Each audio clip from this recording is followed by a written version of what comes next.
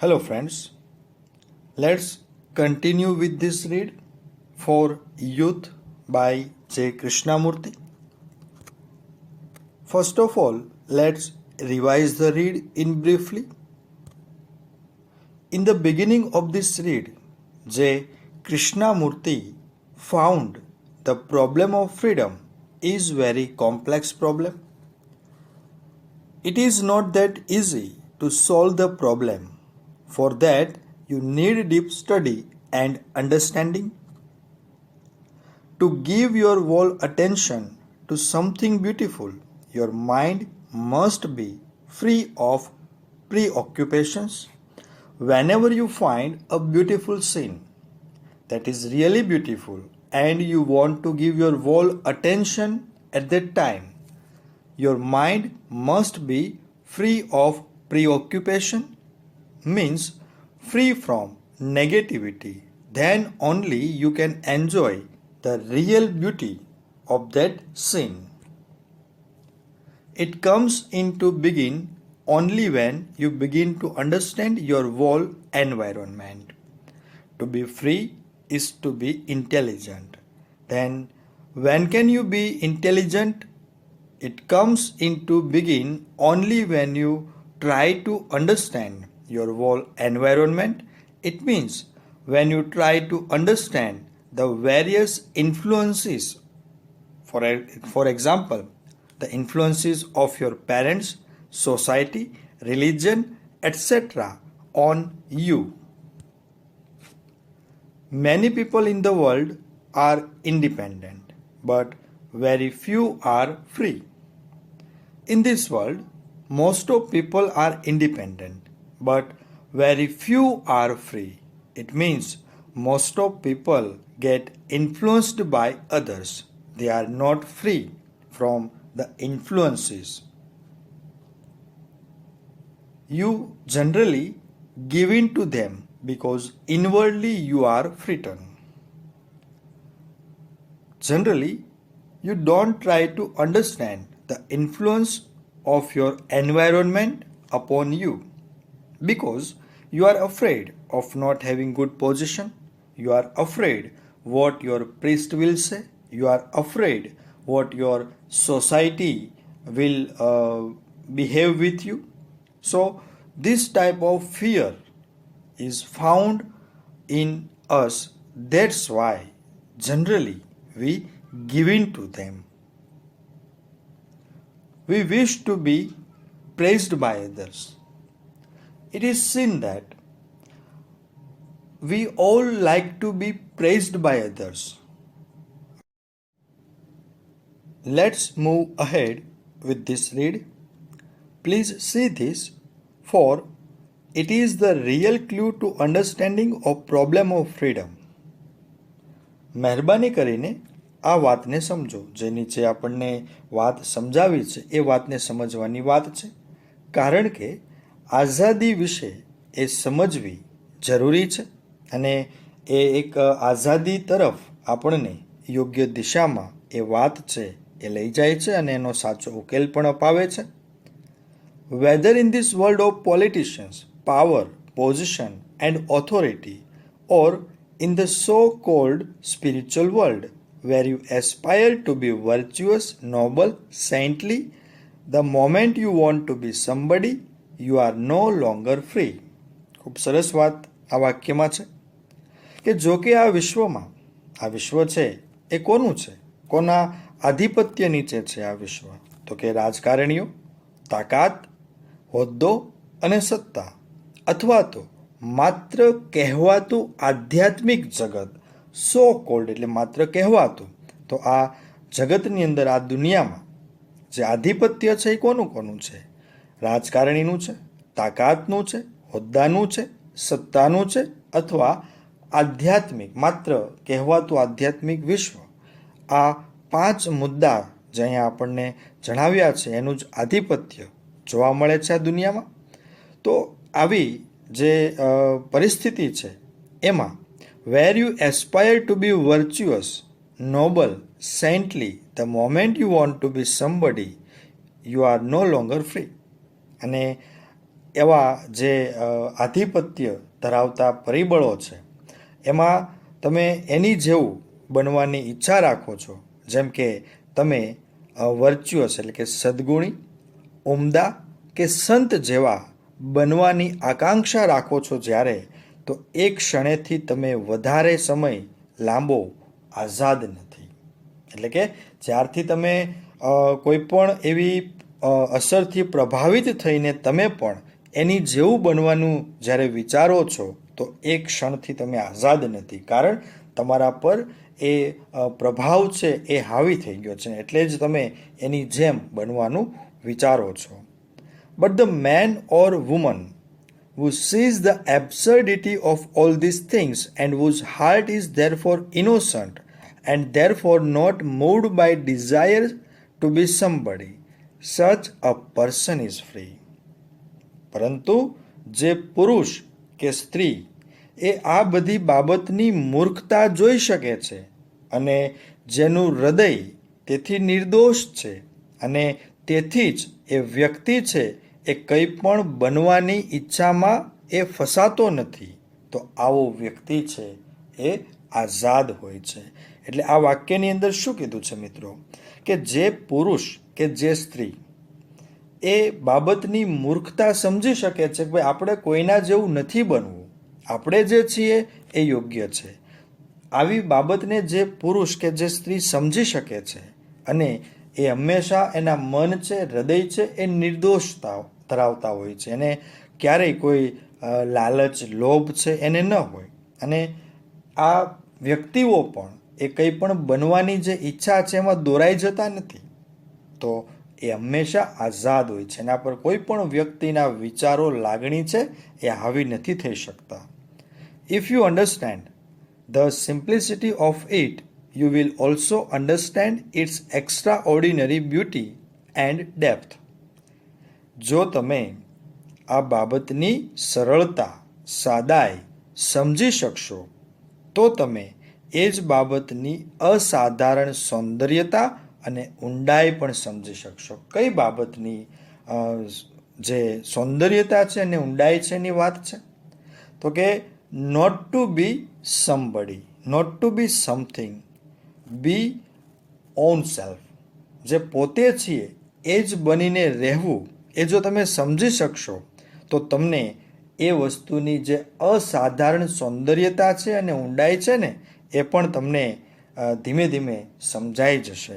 તો મિત્રો, આ પેરેગ્રાફની અંદર શું વાત કરવામાં આવી છે? આ પેરેગ્રાફની અંદર વાત કરવામાં આવી છે કે ભાઈ આ દુનિયાની અંદર પોલિટિશિયન્સ, પાવર, પોઝિશન, ઓથોરિટી ઓર સો કોલ્ડ સ્પિરિચ્યુઅલ વર્લ્ડ, આ 5 પરિબળો છે એ આધિપત્ય જમાવે છે, અને આ 5 પરિબળો જે છે એમાં તમે આવી, એના વિચારોમાં આવી, તમે એનાથી પ્રભાવિત થઈને તમે પણ જો એના જેવી બનવાની આકાંક્ષા રાખો છો, તો એ સમયથી તમે મિત્રો આઝાદ નથી.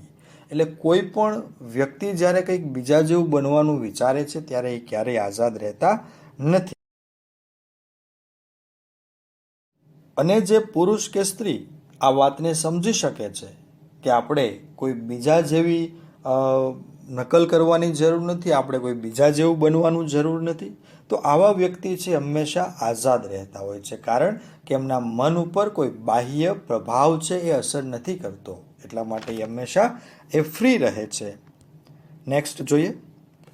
After all, examinations are for that purposes, to give you a position, to make you somebody.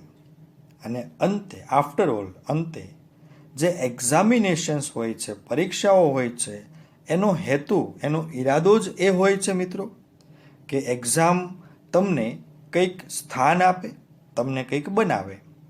તમે કોઈ પણ સ્કૂલની પણ એક્ઝામ આપો છો, જેમ કે તમે 10th એક્ઝામ પાસ કરી એટલે તમને એક પોઝિશન મળી 11thમાં, તો જો એ એક્ઝામ તમે ન આપ્યું તો તમને 11thની અંદર એડમિશન છે એ ન મળી શકે. એટલા માટે કોઈ પણ એક્ઝામિનેશનની વાત છે અહીંયા, કે કોઈ પણ એક્ઝામિનેશન છે એનો હેતુ જે છે કે એ તમને પોઝિશન આપે, તમને કંઈક બનાવે. Titles, position and knowledge encourage you to be something. પદવીઓ, હોદ્દાઓ અને નોલેજ, જ્ઞાન એ તમને કંઈક બનવા માટે પ્રોત્સાહિત કરે છે. મિત્રો યાદ રાખજો કે પદવીઓ, હોદ્દાઓ અને જ્ઞાન આ ત્રણ બાબત છે એ વ્યક્તિને સતત પ્રેરિત કરે છે કંઈક ને કંઈક બનવા માટે. Have you not noticed that your parents and teachers tell you that you must amount to something in life that must be successful like your uncle or grandfather? શું તમે એવું ક્યારેય નોટિસ નથી કર્યું કે તમને તમારા પેરેન્ટ્સ અને ટીચર્સ એવું કહેતા હોય કે તમારે પણ તમારા અંકલ કે તમારા ગ્રાન્ડફાધરની જેમ કંઈક અંશે સફળ વ્યક્તિ બનવું જોઈએ? તમને પરિવારમાં પણ દરેક સમયે અને તમારા ટીચર્સ દ્વારા પણ તમને એવું કહેવાતું હોય કે ભાઈ તમારા ફેમિલીમાં અમુક વ્યક્તિ જે સક્સેસફુલ છે એના જેવું તમારે બનવું જોઈએ. આ વાત છે એ મોટા ભાગના પરિવારના સભ્યો છે એ બાળ ઉછેર દરમિયાન બાળકોને જણાવતા હોય છે. તો આ વાત તમે સાંભળી જ હશે. Or you try to imitate the example of some hero to be like the master, the saints, so you are never free. અથવા તો તમે કોઈ હીરોની નકલ કરો છો, કોઈ માસ્ટરની નકલ કરો છો, અથવા માસ્ટરની જેવા તમે બનવા માગો છો, સંત જેવા બનવા માગો છો, તો તમે ક્યારેય આઝાદ નથી. તો એક જ વાત કે you do not need to imitate anybody. મિત્રો તમારે કોઈની પણ નકલ કરવાની જરૂર નથી. જ્યારે તમે કોઈની નકલ કરો છો એ ક્ષણે તમે આઝાદ નથી. એ વાત યાદ રાખવાની છે. Whether you follow the example of a master, a saint, a teacher, a relative or stick to a particular tradition, it all implies a demand on your part to be something, and it is only when you really understand this fact that there is freedom. અને મિત્રો જો તમે કોઈ પણ master, સંત, શિક્ષક, સગા સંબંધી અથવા કોઈ એક ચોક્કસ પરંપરાને વળગી રહેશો તો આ બધી બાબત છે એ એવું દર્શાવે છે કે તમારા પક્ષે તમને ખરેખર કંઈક બનવાની ઈચ્છા છે. અને when you really understand this fact that there is freedom, અને એ ત્યારે જ શક્ય બનશે આઝાદ થવાનું કે જ્યારે તમે આ હકીકતને તમે જ્યારે ખરેખર સમજી શકશો કે ભાઈ મારે કોઈ બીજા જેવું બનવું નથી, મારે કોઈની નકલ નથી કરવી. આ વાત જ્યારે તમે સમજી શકશો ત્યારે ત્યાં આગળ આઝાદી રહેલી છે. તો તમને કદાચ આઝાદી છે એ મળી જાય. તો ફ્રેન્ડ્સ આ પેરેગ્રાફની અંદર શું વાત કરવામાં આવી છે? પહેલું કે એક્ઝામિનેશન છે એનો હેતુ શું છે? What are the purposes of examinations? To give you a position to make you somebody, and titles, position, knowledge, these three things encourage us to be something. અને આપણે આપણા પરિવારમાં પણ એવું મહેસૂસ કર્યું હોય કે પરિવારના સભ્યો, માતા પિતા અથવા ટીચર્સ એ આપણને એવું કહેતા હોય કે ભાઈ આપણા પરિવારમાં અમુક લોકો જે સક્સેસફુલ હોય એનું ઉદાહરણ આપીને કહેતા હોય કે ભાઈ તારો ભાઈ જો, તારા કાકા જો, તારા દાદા જો એ આટલા સક્સેસફુલ છે તો તારે પણ એના જેવું કંઈક બનવું જોઈએ. અને જો તમે એના જેવી બનવાની ઈચ્છા રાખો છો, એના જેવું તમે બનવાનું નક્કી કરો છો, તો મિત્રો તમે આઝાદ નથી. અને સાથે સાથે એમ પણ કીધું છે કે કોઈ પણ હીરો હોય, માસ્ટર હોય, સંત હોય, કોઈ સગા સંબંધી હોય સક્સેસફુલ, કે કોઈ ચોક્કસ પરંપરા હોય, એને જો તમે વળગી રહેશો તો તમે ક્યારેય આઝાદ નથી થવાના. અને આ વાતને જો તમે સમજી શકો કે ભાઈ મારે કોઈની નકલ નથી કરવી, તો ત્યાં આગળ આઝાદી છે એ તમને ચોક્કસ મળતી હોય છે. તમે માનસિક રીતે મુક્ત થતા હો છો બંધનોમાંથી, લાગણીઓમાંથી, વિચારોમાંથી, પ્રભાવોમાંથી. નેક્સ્ટ જોઈએ આગળ. The function of education then is to help you from childhood not to imitate anybody but to be yourself all the time. ખૂબ સરસ વાક્ય. ખાસ યાદ રાખવા જેવું છે આ વાક્ય. ધ ફંક્શન ઓફ એજ્યુકેશન, શિક્ષણનું કાર્ય શું છે? શિક્ષણનું કાર્ય એ છે કે તમને બાળપણથી જ એ શીખવવામાં મદદ કરવી કે તમારે કોઈની નકલ નથી કરવાની, પરંતુ હર હંમેશ ઓલ ધ ટાઈમ તમારી જાતે તમે જેવા છો એ બનીને રહો. આ શીખવવાનું કામ શિક્ષણનું છે. And this is a most difficult thing to do. અને આ બાબત જ કરવી એ ખૂબ અઘરી છે. કઈ બાબત? કે હર હંમેશ પોતાની જાતે જે કાંઈ છો એ બનીને રહેવું એ ખરેખર ડિફિકલ્ટ છે, ખૂબ અઘરું કામ છે એ. Whether you are ugly or beautiful, whether you are envious or jealous, always to be what you are but understanding. ભલે તમે કદરૂપા હો કે દેખાવડા હો, તમે એન્વિયસ હો કે જેલસ હો, કાયમ તમે જેવા હો તેવા જ રહો અને તેને સમજવાનો પ્રયત્ન કરો. મિત્રો, એટલે આપણે જે કાંઈ છીએ, જે કાંઈ આપણું વ્યક્તિત્વ છે એને એક્સેપ્ટ કરતા શીખવાની વાત છે કે ભલે આપણે કદરૂપા હોઈએ કે સુંદર હોઈએ, જે છીએ એને આપણે એક્સેપ્ટ કરવા જોઈએ.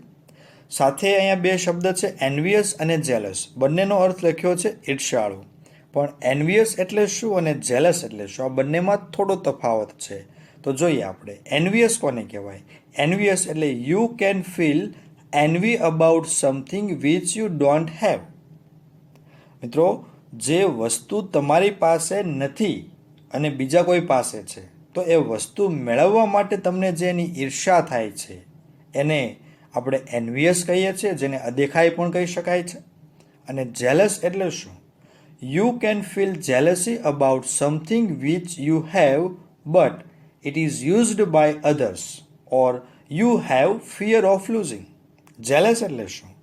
કે તમારી પાસે કોઈ તમારી જ માલિકીની વસ્તુ છે, પણ એનો ઉપયોગ છે એ બીજા દ્વારા થાય છે, અથવા તો તમને એ વસ્તુ ગુમાવી દેવાનો ડર છે, તો એ સમયે જે તમને થોડી ઈર્ષા થાય છે એને જેલસી કહેવાય છે.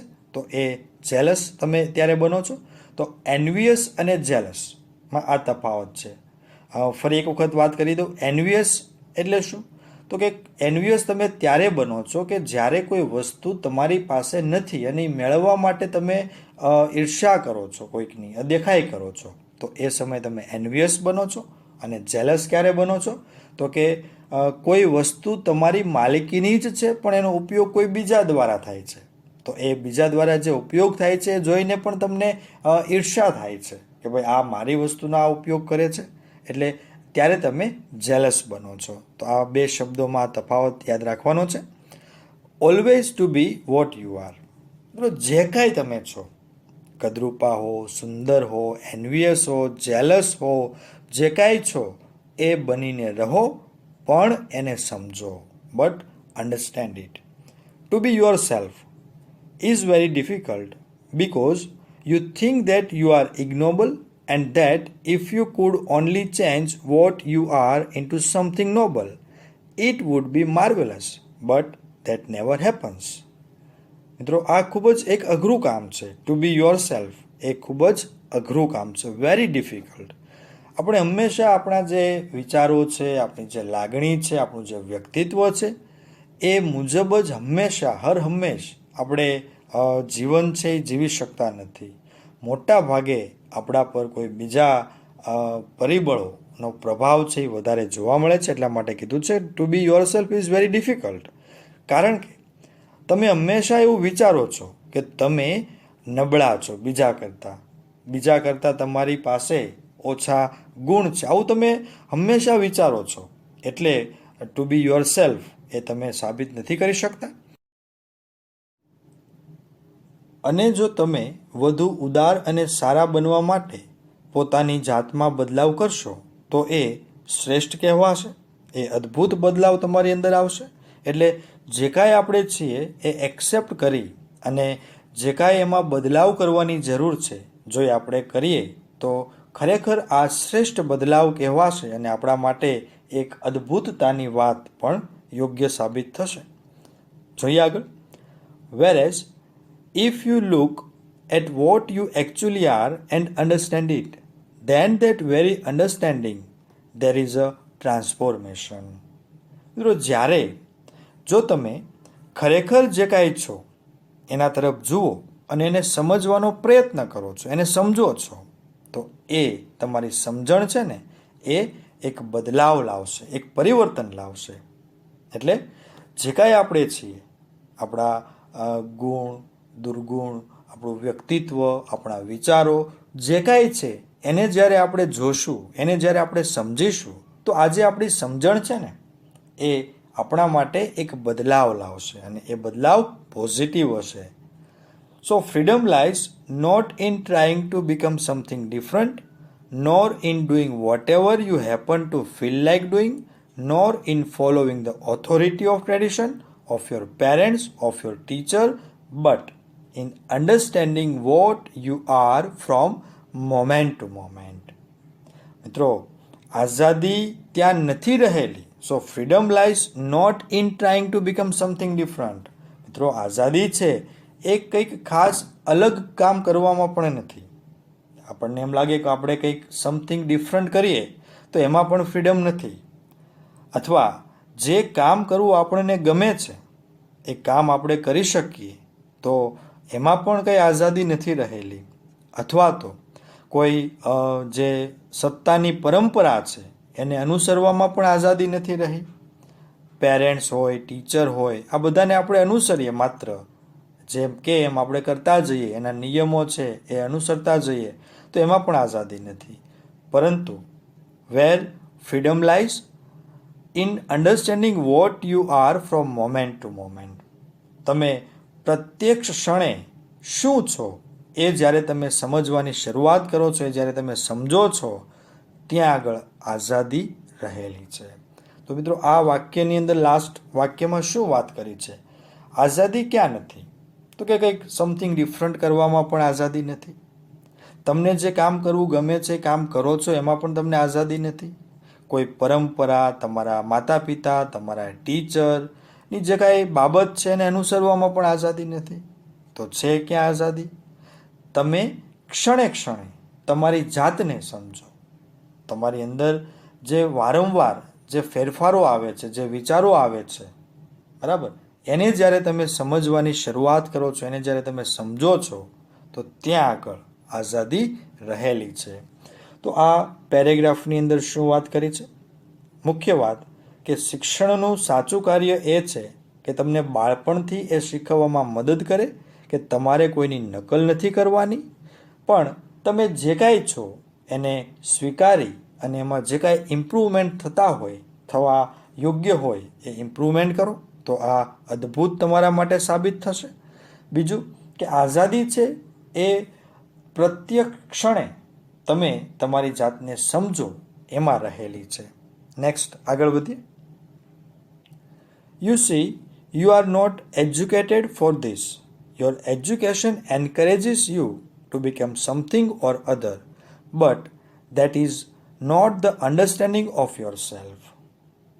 તમે સમજો, તમે જુઓ કે તમને આ બાબતે શિક્ષિત કરવામાં આવતા જ નથી. કઈ બાબતે?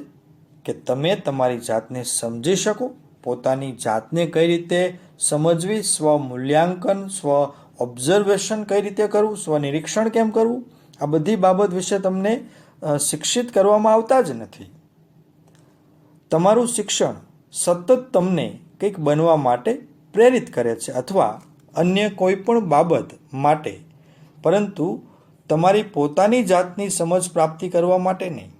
મિત્રો આ એક ખૂબ જ દુઃખની વાત કહેવાય કે function of education is to help you from childhood, not to imitate anybody but to be your self all the time. આ ફંક્શન છે એજ્યુકેશનનું, પણ આપણી જે એજ્યુકેશન સિસ્ટમ છે એના અંદર તમને આ બાબત શીખવવામાં આવતી નથી, અને તમારું એજ્યુકેશન છે એ તમને હંમેશા કંઈક ને કંઈક બનવા માટે પ્રેરિત કરે છે, પરંતુ તમારી જાતની સમજણ એ એજ્યુકેશન દ્વારા હાલના સમયમાં મળી શકતી નથી. Your self is very complex thing. It is not merely the entity that goes to school, that quarrels, that plays games, that is afraid, but It is also something hidden, not obvious. It is made up not only of all the thoughts you think, but also of all things that have been put into your mind by other people, by books, by the newspapers, by your leaders, and it is possible to understand all that only when you don't want to be somebody, when you don't imitate, when you don't follow, which means really you are in revolt against the whole tradition of trying to become something. મિત્રો થોડું lengthy sentence છે, સમજીએ આપણે.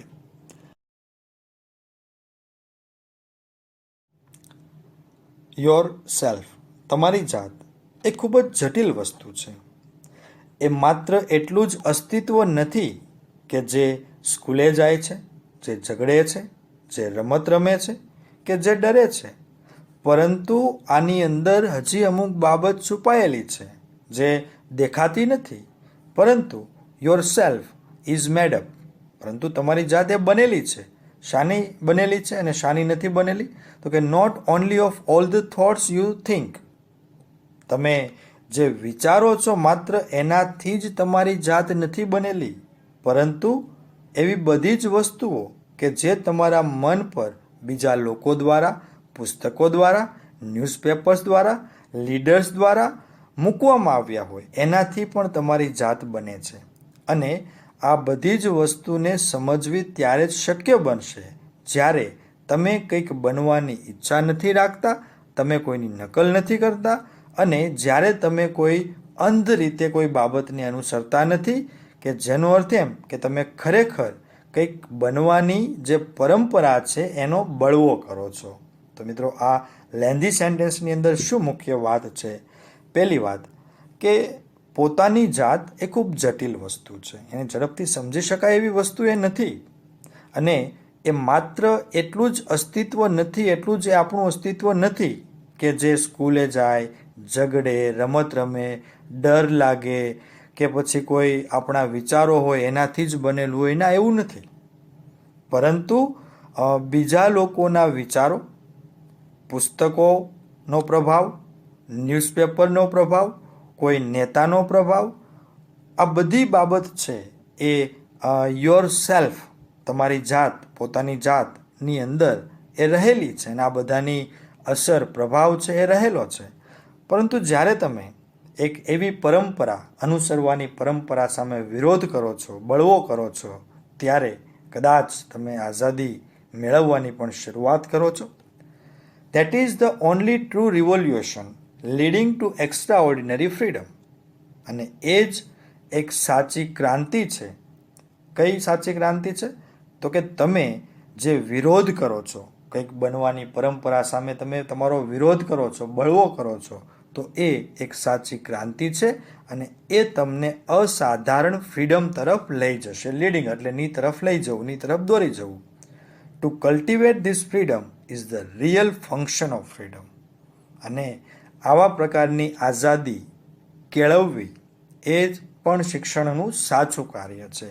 તો એજ્યુકેશનના અહીં બે કાર્ય આપણી સમક્ષ જોવા મળ્યા છે.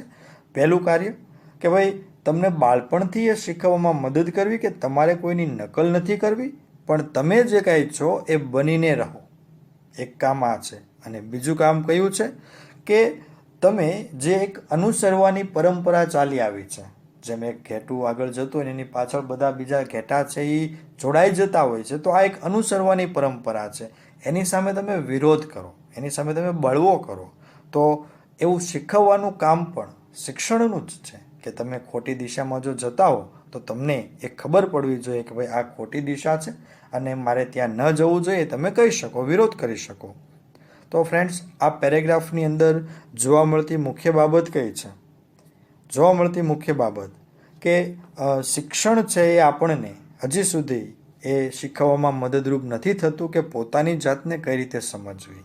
અને પોતાની જાત છે એ ખૂબ જટિલ વસ્તુ છે, એને ઝડપથી સમજાઈ શકાય એવી વસ્તુ નથી. એ ઘણા લોકો એવું માનતા હોય કે હું મારી જાતને સારી રીતે જાણું છું, પણ માત્ર એ પૂરતું નથી.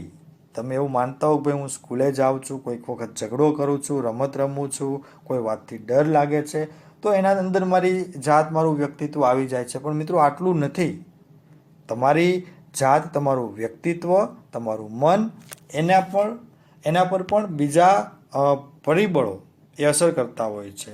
જેમ કે બીજા લોકોના વિચારો, પુસ્તકો, તમારા નેતાઓ, ન્યૂઝપેપર્સ, આ બધી જ બાબત છે એ એના અંદર એ જોવા મળે છે. અને આ બાબત સામે જ્યારે તમે બળવો કરો છો કે મારે કોઈ ખોટી પરંપરાને અનુસરવી નથી, મારે કોઈ ખોટી રીતે કોઈની પાછળ જોડાવું નથી, તો આ જે તમારી એક વિચારસરણી છે, આ તમારો જે એક વિચાર છે, એ તમને કદાચ એ ટ્રુ રિવોલ્યુશન તરફ એ લઈ જઈ શકે છે. Your parents, your teachers and your own desires want you to be identified with something or other in order to be happy, secure. તમારા શિક્ષકો, તમારા માતા પિતા અને તમારી પોતાની ઈચ્છાઓ તમને કંઈક મહત્વનું બનવા અને સુખી, સુરક્ષિત બનવાની ઈચ્છા રાખે છે અને તેવી રીતે તમારી ઓળખ અપાવવા પણ એ માગે છે કે તમે કોઈ બાબતથી તમે ઓળખાવ, તમારું કોઈ નામ બને. આવું તમારા પેરેન્ટ્સ, ટીચર્સ અને તમારી પોતાની પણ ઈચ્છાઓ એ આવી બાબત વિશે એ અપેક્ષા રાખે છે, આધાર રાખે છે. But to be intelligent must you not break through all the influences that enslave and crush you. પરંતુ બુદ્ધિમાન થવા માટે શું તમારે એવી દરેક અસરો, એવા દરેક પ્રભાવો કે જે તમને ગુલામ બનાવે છે અને કચડી નાખે છે, એને દૂર ન કરવા જોઈએ? Of course you must break through all the influences that enslave and crush you. એવા દરેક પ્રભાવો જે તમને ગુલામ બનાવે છે, કચડી નાખે છે, એને તો તમારે દૂર કરવા જ જોઈએ. તો જ તમે બુદ્ધિશાળી બની શકો છો. The hope of a new world is in those of you who begin to see what is false and revolt against it, not just verbally, but actually. એક નવા વિશ્વની આશા તમારામાંથી એ લોકોમાં છે કે જે ખોટું શું છે એ જોઈ શકે છે અને એની સામે બળવો પણ કરી શકે છે, બળવો પણ કરે છે. અને એ બળવો માત્ર મૌખિક રીતે નહીં પણ વાસ્તવિક રીતે. તો આવા લોકો છે એ પોતાના માટે ન્યૂ વર્લ્ડ છે એ ક્રિએટ કરી શકતા હોય છે. And that is why you should seek the right kind of education. અને તેથી જ તમારે યોગ્ય પ્રકારનું શિક્ષણ મેળવવાનો પ્રયત્ન કરવો જોઈએ કે તમે ખોટું શું છે એ સમજી શકો, એ જોઈ શકો. એટલા માટે યોગ્ય શિક્ષણ છે એ મેળવવા માટે હંમેશા પ્રયત્ન કરવો જોઈએ. For it is only when you grow in freedom that you can create a new world not based on tradition or shaped according to idiosyncrasy of some philosopher or idealist. પરંતુ માત્ર તમારો ઉછેર છે એ એવી આઝાદીમાં થશે કે જ્યાં તમે એક નવીન વિશ્વ ઊભું કરી શકશો કે જે કોઈ પ્રણાલિકા પર ટકેલું નહીં હોય કે કોઈ તત્વચિંતક કે આદર્શવાદી વ્યક્તિઓના સ્વભાવ પ્રમાણે પણ રચિત નહીં હોય. એક તમારા વિચાર પ્રમાણે એક નવું વિશ્વ તો જ તમે સર્જી શકશો. But there can be no freedom as long as you are merely trying to become or imitate a noble example. પરંતુ જ્યાં સુધી તમે માત્ર કોઈક મહત્વ ધરાવતા બનવાનું કે કોઈ સારા વ્યક્તિને પણ અનુસરવાનું પ્રયત્ન તમે કરશો ત્યાં સુધી તમે આઝાદ નહીં બની શકો. એટલે હંમેશા એક વાત યાદ રાખવાની છે કે આપણે કોઈની પણ નકલ એ ન કરવી જોઈએ. જો આપણે કોઈની નકલ કરીશું તો આપણે ક્યારેય આઝાદ નથી. આ વાતને આપણે હંમેશા યાદ રાખવી જોઈએ. તો ફ્રેન્ડ્સ, આ પેરેગ્રાફની અંદર શું મુખ્ય વાત છે કે આપણા જેટલા હિતેચ્છુઓ છે, જેમ કે માતા પિતા, ટીચર્સ અને પોતાની ઈચ્છાઓ, એવું ઈચ્છે છે કે આપણે જીવનમાં સુખી અને સલામત બનીએ. અને આપણે એવી દરેક અસરો, પ્રભાવો એને આપણે તોડી પાડવા જોઈએ, દૂર કરવા જોઈએ કે જે આપણને ગુલામ બનાવે છે અને કચડી નાખે છે. કારણ કે નવા વિશ્વની આશા એ લોકોમાં જ છે કે જે ખોટું શું છે એ જોઈ શકે અને એની સામે બળવો પણ કરે છે. માત્ર મૌખિક રીતે નહીં, વાસ્તવિક રીતે. ઘણા લોકો તમે જુઓ તો એ વિરોધ કરતા હોય પણ માત્ર મૌખિક રીતે વિરોધ થતો હોય, એનો વાસ્તવિક વિરોધ ન હોય. વોટ્સએપ છે એવા સોશિયલ મીડિયાના માધ્યમથી એ વિરોધ કરતા હોય, પણ જ્યારે પ્રત્યક્ષ વિરોધ કરવાની વાત આવે તો એના માટે એ વિરોધ કરવો શક્ય નથી બનતો. તો આવા લોકો છે ક્યારે પોતાના માટે ન્યૂ વર્લ્ડ છે ક્રિએટ નથી કરી શકતા. અને બીજી વાત કે તમને ખબર પડવી જોઈએ કે વોટ ઇઝ ફોલ્સ, ખોટું શું છે એ તમને સમજાવવું જોઈએ. તો એ સમજવા માટે તમારે સાચા શિક્ષણ મેળવવાની જરૂર છે, સાચું શિક્ષણ મેળવવાની જરૂર છે કે ખોટું શું છે આપણને સમજાઈ શકે અને એની સામે આપણે વિરોધ કરી શકીએ. તો જેથી કરીને આપણે આપણી અનુરૂપ એક નવું વર્લ્ડ છે એ ક્રિએટ કરી શકીએ કે જે વર્લ્ડ છે એ કોઈ તત્વજ્ઞાની કે આદર્શવાદીની પરંપરા મુજબ ન હોય, એ આપણા વિચારો મુજબ જ હોય. અને જ્યાં સુધી તમે કંઈક બનવાનું, કોઈ નકલ કરવાનું જ્યાં સુધી તમે છોડશો નહીં, ત્યાં સુધી તમે આઝાદ નથી જ થવાના. તો સરસ મજાનો આ મેસેજ આપણને આ પાઠમાંથી મળે છે.